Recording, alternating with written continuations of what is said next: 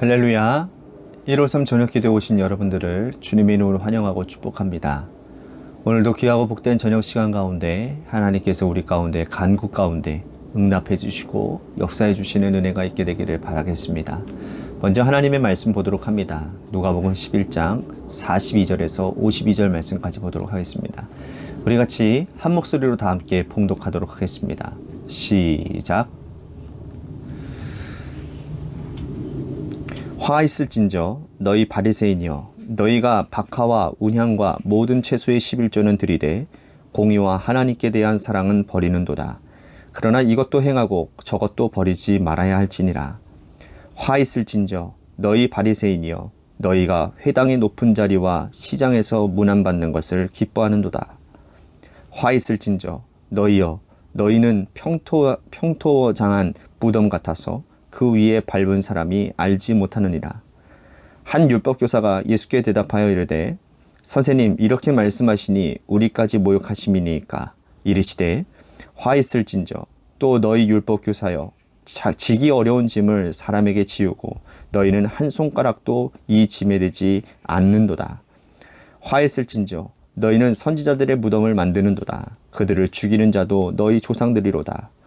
이와 같이 그들은 죽이고 너희는 무덤을 만드니 너희가 너희 조상의 행한 일에 증인이 되게 되어 옳게 여기는도다.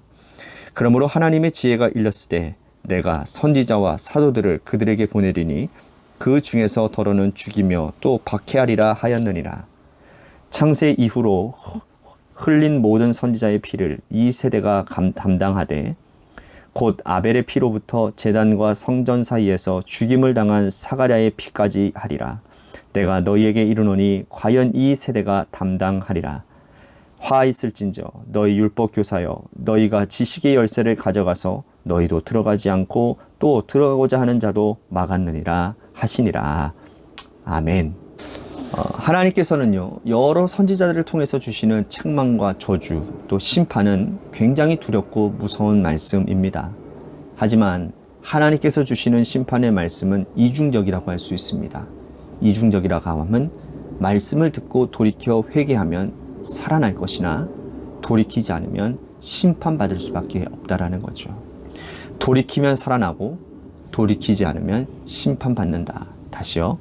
돌이키면 살아나고 돌이키지 않으면 심판받는다. 이것이 심판을 예고하는 선지자들의 핵심인 것입니다.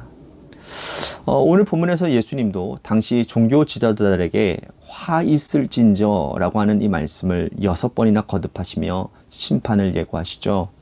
그러나 이 말씀도 역시 이중적입니다. 돌이키면 살아날 것이나 돌이키지 않으면 망할 것이다. 그러므로 오늘 말씀은 두려운 말씀이지만 우리에겐 또한 복음이다 할 수 있다는 거예요. 왜? 우리를 살리는 말씀이기 때문인 것이죠. 주님이 말씀하신 이 6번의 화 있을진저를 하나하나 우리들이 살펴보며 나아가기를 소망하겠습니다. 먼저 42절입니다.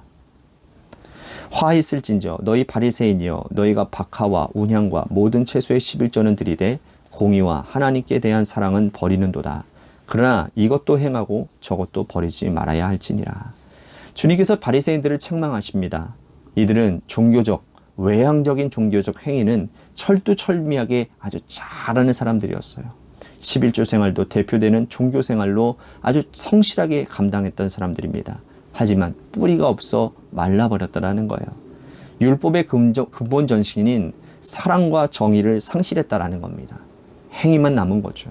껍데기만 있는 이들의 신앙을 지금 주님이 책망하셨습니다. 주님은 이것도 행하고 저것도 행하라 라고 말씀을 하십니다. 즉 뿌리를 살려내라 라는 말씀인 것이죠.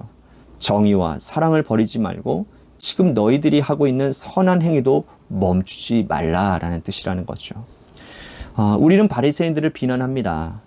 종교성에만 함몰되어진 사람들이라고 우리는 비난을 쏟아내지요. 그런데요, 여러분, 정작 우리 행위는 어떻습니까? 믿음만 가지고 마음만 가지고 있어서는 안 되는 거예요. 주님을 사랑한다 해놓고 행위로 표현하지 않으면 안 되는 것입니다. 11조 정신만 가지고 살려서는 안 되고 11조로 행위를 나타내야 된다는 것이죠. 봉사하고 싶다라는 마음만 가져서는 안 됩니다. 봉사는 행위로 나타내야 된다는 거예요. 자, 이제 우리도 기억해야 되는 것입니다. 이것도 행하고 저것도 버리지 말라. 이 말씀을 여러분들이 붙잡는 저와 여러분들이 되시기를 바라겠습니다. 이어서 43절 말씀입니다. 화 있을진저 너희 바리새인이여 너희가 회당의 높은 자리와 시장에서 문안받는 것을 기뻐하는도다. 주님이 바리새인들을 두 번째로 책망하시는 이유가 바로 높은 자리에 서기를 좋아했기 때문이라는 거예요. 회당에서 상석에 앉기를 좋아하고 사람들이 많이 모여 있는 시장에서는 인사받는 것을 당연히 여겼다라는 겁니다. 그러나 이들은 고개를 숙이는 법이 없는 거예요. 누군가 나에게 인사하지 않으면 불쾌하고 기분 나쁘지만 자신이 먼저 인사를 하지 않는다라는 거예요. 이런 행위는요, 주님이 주신 말씀과 정말 맞지 않는 겁니다. 주님은 섬기기 위해 이 땅에 오셨다고 말씀을 하셨습니다. 주님은 우리가 상상할 수 없는 곳까지 내려가신 분이에요. 제자들의 발을 씻겨주셨습니다. 죄인과 창기와 또한 세리의 친구가 되어주셨고 그들과 함께 먹고 마셨습니다. 사람들이 가까이 하지 않으려는 나병 환자 등 또 중풍병자, 각종 병자들에게 손을 대시고 고쳐주시는 거예요. 죽은 지 오래된 시신에 손을 대는 것도 주저하지 않으셨다는 거예요. 주님은 섬기는 분이셨기 때문이라는 겁니다. 교회에서 중직을 가진 자들, 사회에서 어느 정도 성공하신 분들 모두가 다 섬김의 정신을 놓치면 곤란한 겁니다. 주님께서 책망하실 거라는 거예요. 화 있을진저 섬김을 받으려고 하는 자들아 호통치실 것입니다. 우리 모두 예수님의 정신을 가지고 섬김을 실천하는 그런 백성들이 될 수 있게 되기를 바라겠습니다. 계속해서 44절 말씀입니다. 화 있을진저 너희여 너희는 평토장한 무덤 같아서 그 위를 밟는 사람이 알지 못하느니라. 자, 민수기 19장 16절 말씀에 보면 무덤을 만진 사람, 무덤을 접한 사람들은 부정한 자라고 여겨지게 됩니다. 부정한 사람이 되면 정결케 하는 시간이 필요한 거예요. 얼마간의 격리가 되어져 있다가 기간이 끝나면 예배 후에 다시 공동체로 복귀할 수 있는 겁니다. 그런데 주님은 바리새인들이 평토장한 무덤 같다라고 말씀을 하는 거예요. 평토장한 무덤은 사람들에게 보이지 않습니다. 눈에 띄지 않아요. 그러므로 사람들은 자기도 모르게 무덤 위에 서게 된다라는 거죠. 그러면 그 위에 섰던 사람은 그만 부정한 자가 되고 만다라는 것이죠. 주님이 이 말씀을 하신 이유는 뭘까요? 바리새인들이 그만큼 악한 영향력을 주변에 끼치고 있다라는 의미라는 겁니다. 그들이 끼치고 있는 악한 영향력은 사람들을 오염시키고 오염된 사람들은 영적으로 회복되어지는 상당한 시간이 필요하다라는 거예요. 바리새인들의 율법적인 행위가 주변 사람들에게 선한 영향력이 아닌 악한 영향력을 끼치고 있다라는 겁니다. 우리는 어떻습니까? 우리 주변에 선한 영향력을 나타내고 계십니까? 악한 영향력을 나타내고 있지는 않습니까? 우리와 함께하는 사람들이 타락하고 게을러지고 입이 거칠어지면 우리는 악한 영향력을 주는 사람들입니다. 가정의 가장인 바로 나로 인해서 자녀들이 잘못된 성품을 배운다면 우리는 지금 악한 영향력의 화신이 되고 있는 것입니다. 지체 없이 돌이켜야 된다는 거죠. 46절 말씀입니다. 이르시되 화 있을진저 또 너희 율법 교사여 지기 어려운 짐을 사람에게 지우고 너희는 한 손가락도 이 짐에 대지 않는도다. 주님은 이제 율법 교사들에게 화 있을진저라고 말씀을 하십니다. 당시 예수님 시절에 10계명에 파생되어져 만들어진 율법이요 613가지나 된다고 합니다. 그 중에 하라고 하는 명령이 율법이 248가지이고요. 하지 말라라고 하는 금령이 356가지인 거예요. 율법학자들은요, 자기들도 지키지 않으면서 율법을 사람을 억압하는 도구로 사용했다라는 것입니다. 하나님께서 주신 이 십계명의 둘 돌판, 하나님 사랑과 이웃 사랑, 그 정신을 구현하지 못할 망정 613가지나 되는 율법을 만들어서 사람들을 숨막히게 하고 죽이는 도구로 사용했다라는 거예요. 여러분, 교회라고 하는 것은 어떤 것입니까? 교회는요, 상호성의 원리 위에 존재하는 공동체입니다. 목사와 중직들이 먼저 말씀을 실천해야 처음 믿는 분들에게도 부탁할 수 있는 것입니다. 목사도 말씀을 지키지 않으면서 성도들에게 지키라고 하는 설교는 이율배반적인 거예요. 중직자들도 봉사하지 않으면서 성도들을 정죄하는 것, 이거 이율배반입니다. 타인에게 짐을 지우면서 우리는 손가락 하나 까딱하지 않는다고 한다면 예수님 당시의 율법 교사와 다를 바가 뭐가 있겠습니까? 계속해서 47절 말씀 보십시오. 화 있을진저 너희는 선지자들의 무덤을 만지는도다.